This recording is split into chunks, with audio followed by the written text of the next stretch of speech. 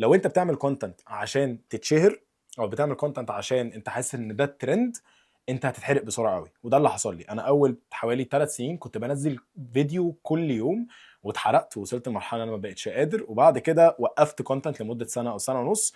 ولما رجعت تاني رجعت بطريقه جديده للتفكير، ان طيب بقول لك ايه، انا جربت كل حاجه قبل كده وفشلت فشل ذريع فيها.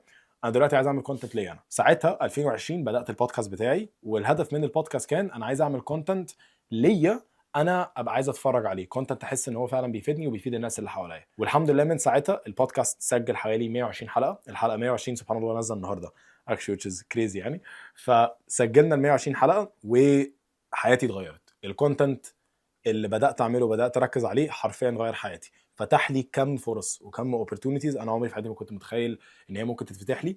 واداني الفرصه ان انا اقابل ناس كان طول عمرهم بالنسبه لي اللي هو امثله خطيره للنجاح. لو انت بتفكر تعمل كونتنت صدقني هو ده الوقت الصح. يعني انا لو حلفت لك قد ايه الكونتنت غير حياتي انت مش هتصدق قد ايه الكونتنت اداني فرص اني اقعد اتكلم مع ناس مختلفه، اداني فرص ان انا اعمل فلوس، اداني فرص ان انا ابقى بتعامل مع براندز وبعمل بارتنرشيبس مع براندز كبيره جدا عمري في حياتي ما كنت متخيل ان انا ممكن اعمل معاها بارتنرشيبس.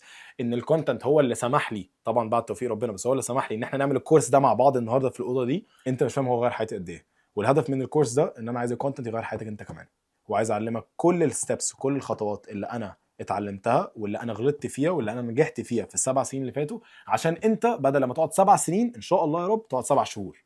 الموضوع يبقى اسرع بكتير قوي.